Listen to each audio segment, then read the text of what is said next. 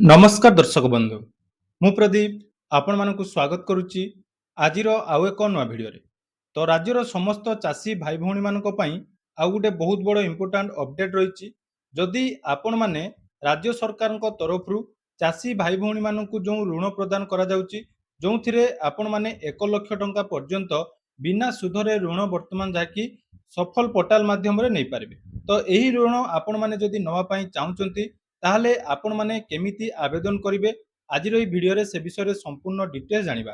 देखंतु जेतेबेले चाषीटीए loan apply करिया पई चाहुची बा जदि आपण माने निजर चाष काम पई लोन आणुचंती अन्यान्य बैंक रो आपण माने टंका आनिले बा जदि आपण माने प्राइवेट रो कोठी टंका आणुचंती सेथिरे जो इंटरेस्टेड आपण मानको रहुची ताहा वर्तमान जाकी चाषींको पई गुटे मुंडो व्यथार कारण होउची। कारण देखंतु चाष काम पई जो लोन चाषीटीए आणुची जदि चाष काम रे कोनोसी व्यतिक्रम होला भलो चाष न होला ताले से समय लोन जाकी क्लियर करिया पई से जाकी असुविधार सम्मुखीन होइताय।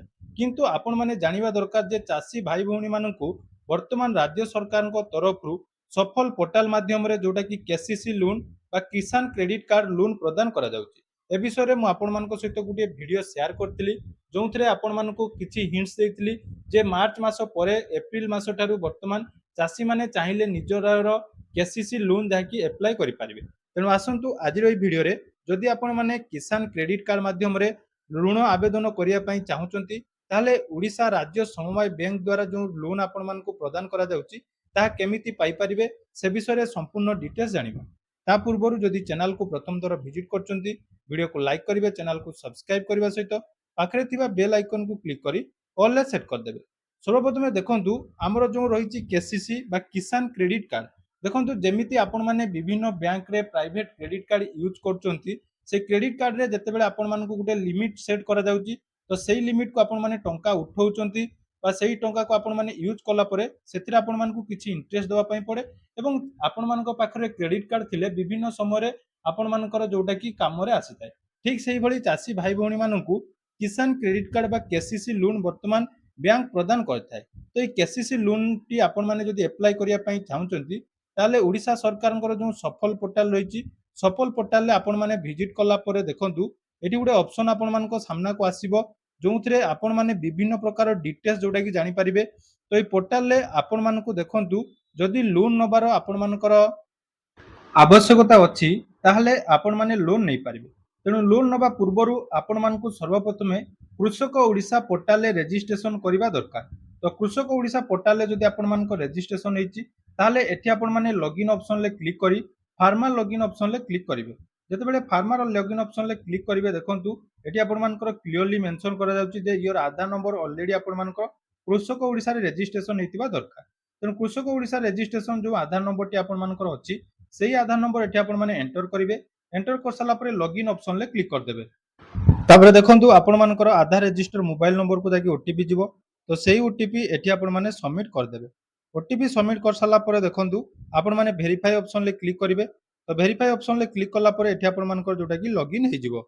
तो लॉगिन हे गला परे आपण मानकर सब किछि डिटेल्स एठी आपण माने देखि पारुथिबे।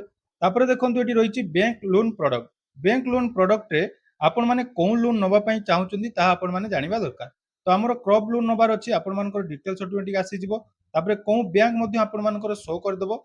देखंतु वर्तमान हमरो बालेश्वर भद्रक जोटा कि कोऑपरेटिव बैंक रही सेही बैंक रे वर्तमान जाके आपण मानकर लोन रो ऑप्शन टी शो करूची ताले हमें Baleshwar Bhadrak CCB bank cooperative bank option ले क्लिक कर देबे। तापर सिलेक्ट ऑप्शन ले देखंतु एटी आपण मानकर सब किछि डिटेल्स आसुची जेमिति कि agriculture horticulture animal husbandry fishery एही सब पई आपण मानकर लोन आपण माने नै पारिबे।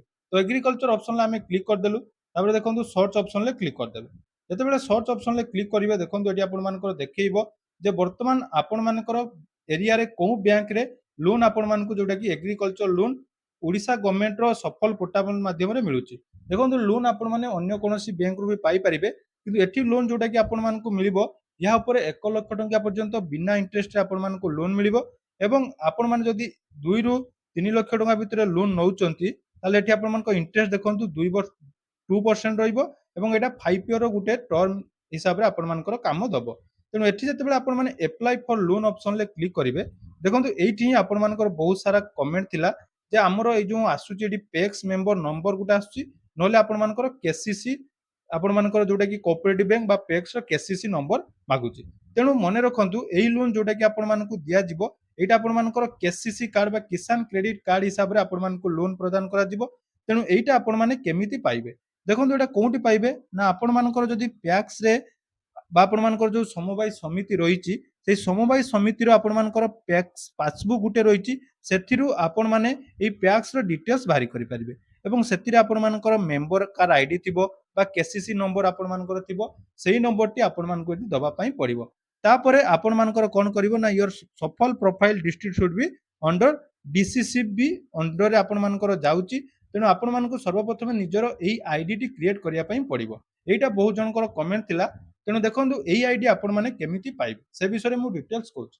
ଦେଖନ୍ତୁ ଯଦି ଆପଣମାନେ କିଷାନ କ୍ରେଡିଟ୍ କାର୍ଡ ବା କେସିସି କାର୍ଡଟିଏ ବନେଇବା ପାଇଁ ଚାହୁଁଛନ୍ତି ତାହେଲେ ଆପଣମାନଙ୍କର ଯେଉଁ ରହିଛି ପ୍ୟାକ୍ସ ରହିଛି ବା ଆପଣମାନଙ୍କର କୋଅପରେଟିଭ ବ୍ୟାଙ୍କ ରହିଛି ସେଠି ଆପଣମାନେ ଯାଇ ନିଜର ଯେଉଁ ଡକୁମେଣ୍ଟ ଗୁଡ଼ିକ ରହିଛି ଯେମିତିକି ଆପଣମାନଙ୍କର ଆଧାର କାର୍ଡ ବ୍ୟାଙ୍କ ପାସବୁକ୍ ନଦେଲେ ମଧ୍ୟ ଚଳିବ କାରଣ ଏଠି ଆପଣମାନଙ୍କ ତ କୋଅପରେଟିଭ ବ୍ୟାଙ୍କର ପାସବୁକ୍ ତ ଥିବ ତ ବ୍ୟାଙ୍କ ପାସବୁକ୍ର ଆବଶ୍ୟକତା ନାହିଁ।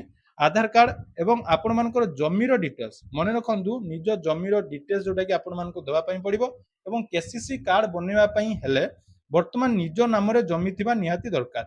ପୂର୍ବରୁ ବାପା ବା ଜେଜେବାପାଙ୍କ ନାଁରେ ଜମି ଥିଲେ ସେଟା ହେଇଯାଉଥିଲା କିନ୍ତୁ ବର୍ତ୍ତମାନ ଯଦି ଦେଖିବା କେସିସି କାର୍ଡ ପାଇବା ପାଇଁ ହେଲେ ବା ଯଦି ଆପଣମାନଙ୍କର ଏଗ୍ରିକଲଚର ଲୋନ୍ ନେବା ପାଇଁ ଚାହୁଁଛନ୍ତି ତାହେଲେ ଆପଣମାନଙ୍କ ନିଜ ନାମରେ ଜମି ରହିବା ନିହାତି ଦରକାର। ତ ଏଇ ସବୁ ଡକୁମେଣ୍ଟ ଆପଣମାନେ ନେଇଯିବେ ନେଇ ସାରିଲା ପରେ ନିଜର ପ୍ୟାକ୍ସରେ ଯେଉଁ ରହିଛନ୍ତି ଆପଣମାନଙ୍କର ଅଧିକାରୀ ତାଙ୍କ ସହିତ ଯୋଗାଯୋଗ କରନ୍ତୁ।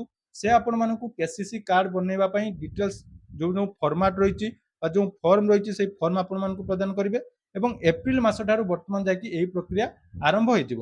ତେଣୁ ଯେଉଁ ଚାଷୀ ଭାଇ ଭଉଣୀମାନେ ବର୍ତ୍ତମାନ ଯାଇକି କୃଷି ଋଣ ନେବା ପାଇଁ ଚାହୁଁଛନ୍ତି ତାହେଲେ ଏହି ପ୍ରୋସେସରେ ଆପଣମାନେ ପ୍ରଥମେ କେସିସି ନମ୍ବର ବାହାର କରନ୍ତୁ। ତାପରେ ଏଇ ଦେଖନ୍ତୁ ଏଇ ପୋର୍ଟାଲରେ ଆବେଦନ କଲା ପରେ ଆପଣମାନଙ୍କର ଯୋଉଟାକି ଲୋନଟା ସାଙ୍କସନ୍ ହେଇପାରିବ। ତେଣୁ ବହୁତ ଜଣଙ୍କର କମେଣ୍ଟ ଥିଲା ଯେ ଆମର ଚାଷୀ ଲୋନ୍ କେମିତି ଆପ୍ଲାଏ କରାଯିବ। ତେଣୁ ଆଜିର ଭିଡ଼ିଓରେ ଆମେ ସେ ବିଷୟରେ ଡିଟେଲ୍ସ ଜାଣିଲୁ। ଯଦି ଆପଣମାନେ ଜଣେ ଚାଷୀ ଏବଂ ସରକାରଙ୍କ ତରଫରୁ ଯେଉଁ 1 ଲକ୍ଷ ଟଙ୍କା ପର୍ଯ୍ୟନ୍ତ ବିନା ସୁଧରେ ଆପଣମାନେ କେସିସି ଲୋନ୍ ନେବା ପାଇଁ ଚାହୁଁଛନ୍ତି ତାହେଲେ ଆଜି ହିଁ ନିକଟସ୍ଥ ପେକ୍ସ ସହିତ ଯୋଗାଯୋଗ କରନ୍ତୁ ଏବଂ ସବୁ ଡିଟେଲ୍ସ ଆପଣମାନେ ବାହାର କରିସାରିଲା ପରେ ଆବେଦନ କରନ୍ତୁ। ତେଣୁ ଏହା ସହିତ ଯଦି ଆପଣମାନେ ଭାଗ ଚାଷୀ ରହିଛନ୍ତି ଭାଗ ଚାଷୀମାନଙ୍କୁ ମଧ୍ୟ କେସିସି ଲୋନ୍ର ବ୍ୟବସ୍ଥା ବର୍ତ୍ତମାନ ସରକାରଙ୍କ ତରଫରୁ କରାଯାଇଛି। ଆପଣମାନେ ଜାଣିଥିବେ ଗୋଟେ ବଳରାମ ଯୋଜନା ରହିଛି ଯେଉଁଥିରେ ଭାଗ ଚାଷୀମାନଙ୍କ ପାଇଁ ଲୋନ୍ର ବ୍ୟବସ୍ଥା ବର୍ତ୍ତମାନ ସରକାର କରିଛନ୍ତି। ତା ପାଇଁ ମଧ୍ୟ ଆପଣମାନେ ଯେଉଁ ଯାହାଙ୍କ ଜମିରେ ଚାଷ କରୁଛନ୍ତି ତାଙ୍କର ସମ୍ମତି ପତ୍ର ନେଇ ଆପଣମାନେ କେସିସି ଲୋନ୍ ଆପ୍ଲାଏ କରିପାରିବେ ଏବଂ ଏହି ସୁବିଧାର ଲାଭ ନେଇପାରିବେ। ତ ଯଦି ଭିଡ଼ିଓଟି ଆପଣମାନଙ୍କୁ ଇନଫର୍ମେଟିଭ୍ ଲାଗିଛି ନିହାତି ଚ୍ୟାନେଲକୁ ସବସ୍କ୍ରାଇବ୍ କରିବେ ଏବଂ ଏହାର ପରବର୍ତ୍ତୀ ଭିଡ଼ିଓରେ ଆମେ କେସିସି କାର୍ଡ ଆକ୍ଟିଭ କରିସାରିଲା ପରେ କେମିତି ଆପଣମାନେ ଲୋନ୍ ଆପ୍ଲାଏ କରାଯାଏ ସେ ବିଷୟରେ ଡିଟେଲ୍ସ ଜାଣିବା।